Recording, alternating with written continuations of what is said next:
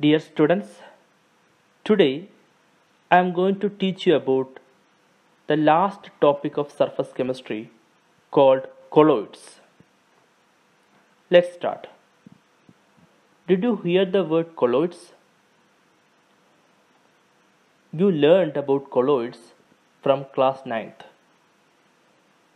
Colloids are related to the topic mixtures. Did you remember it now? What do you mean by mixture? Mixture is a combination of two or more chemical substances. Example, salt in water, sugar in water. Then air. Air is also a mixture because air is a combination of many gases. Then starch solution. Starch solution means starch in water, kerosene in water, muddy water. Like that, many mixtures you learned from class 9th. These mixtures are mainly classified into two categories: homogeneous and heterogeneous mixture. Homogeneous mixtures are also called solutions. In homogeneous mixtures, there is no boundary between the components. For example, salt in water, salt solution is an example of homogeneous mixture. Why it is a homogeneous mixture? Because after dissolving salt in water, it becomes salt solution and there is no boundary between these two components. Throughout the solution, the concentration and the composition will be same. Like that, mixtures are called homogeneous mixtures. Other examples for homogeneous mixtures are air. Air is a homogeneous mixture. Air contains many gases, but there is no distinct boundary between gases. Another example is sugar in water.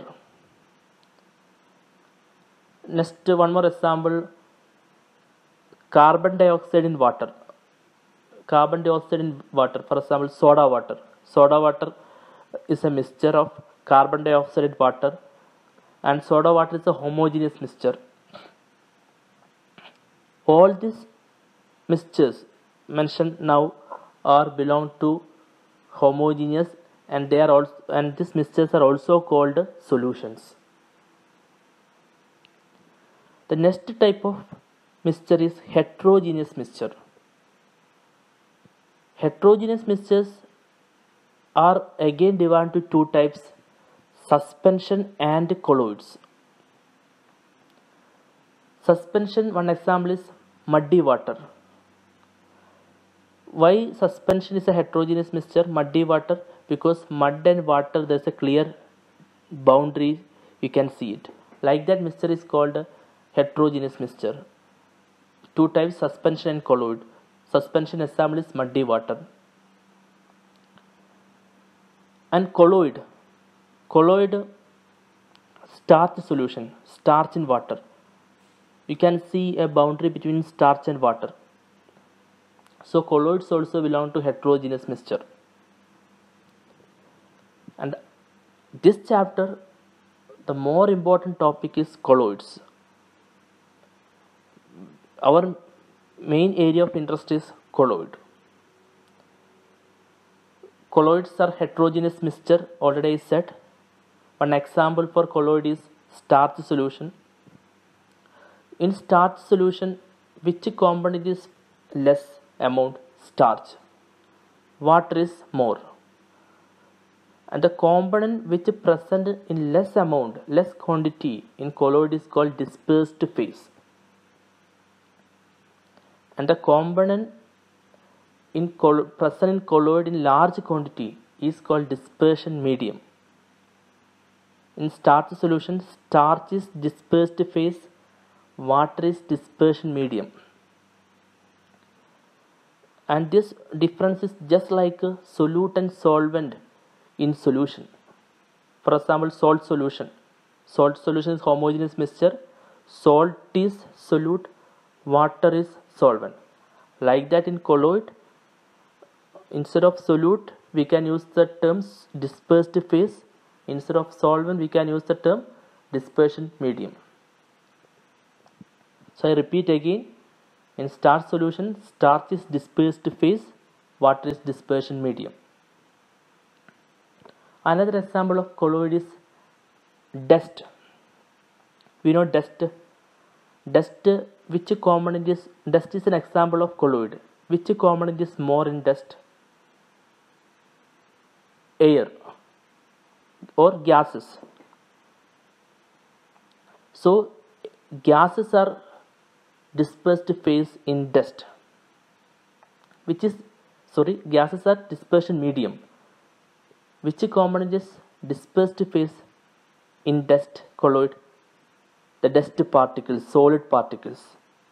So in dust, solid particles are dispersed phase and the gases are dispersion medium. It is just like solute and solvent in solutions. And one more thing, what about the particle size of colloids? The particle size of solutions are very less. For example, salt in water. After dissolution, can you see the salt present inside the water?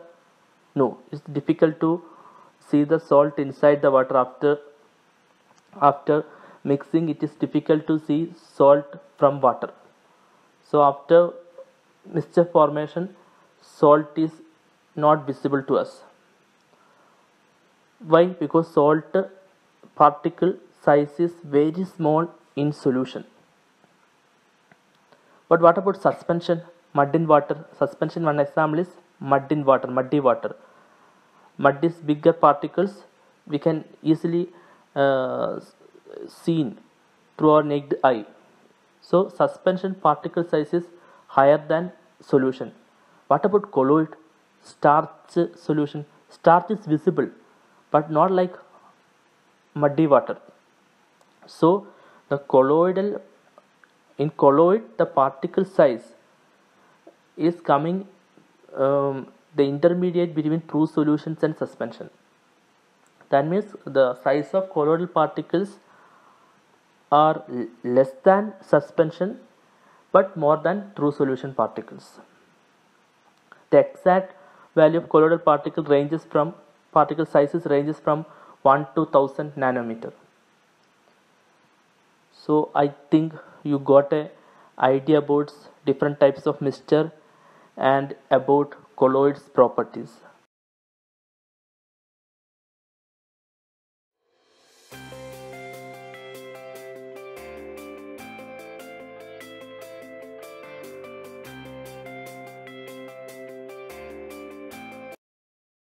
Classification of colloids.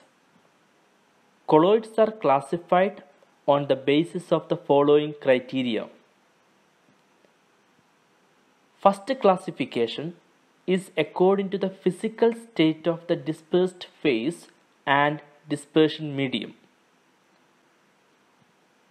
Next classification is based on nature of interaction between dispersed phase and dispersion medium. And the final classification of colloids is based on types of particles of the dispersed phase. The first classification of colloids are based on physical state of dispersed phase and dispersion medium. Let's see the table. If both the dispersed phase and dispersion medium are solids, the colloid is called solid sol. Examples are colored glasses and gemstones. Another important type of colloid is sol. In sol, dispersed phase is solid, dispersion medium is liquid. Examples are paints, cell fluids, etc. If solid is dispersed phase and gas is dispersion medium, like that colloids are called aerosol. The best examples for aerosols are smoke and dust. Dust already I mentioned in the beginning. Okay, in dust which component is present more? Gas. So gas is dispersion medium. In dust which component is present less quantity? Solid. So solid dispersed phase. Another important type of colloid in this chapter is emulsion. Emulsions are colloidal solution of liquid in liquid. Examples are milk, hair cream, butter, etc. Next type of colloid is foam. Foam is a colloidal solution of gas in liquid. Soap, lather, froth, whipped cream all belong to this category. The next classification of colloids are based on the nature of interaction between dispersed phase and dispersion medium. Nature of interaction means the nature of force between dispersed phase and dispersion medium. Depending upon the nature of interaction between the dispersed phase and dispersion medium, colloidal salts are divided into two categories, namely lyophilic and lyophobic colloids. If water is the dispersion medium, the terms used are hydrophilic and hydrophobic. Now let us discuss lyophilic colloids and lyophobic colloids in detail. Already I said this classification is based on nature of interaction or nature of force of attraction between dispersed phase and dispersion medium of colloids. Lyophilic colloids. Colloidal salts in which there are a strong force of attraction between dispersed phase and dispersion medium are called lyophilic salts. Lyophobic colloids. Colloidal salts in which there is only weak force of attraction between dispersed phase and dispersion medium are called lyophobic salts. Differences between lyophilic and lyophobic colloids in detail.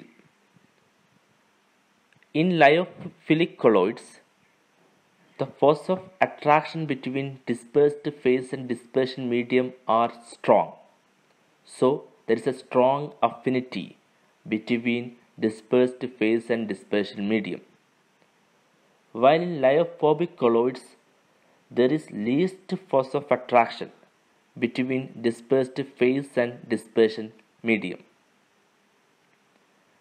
Lyophilic colloids are reversible colloids, but lyophobic colloids are irreversible colloids.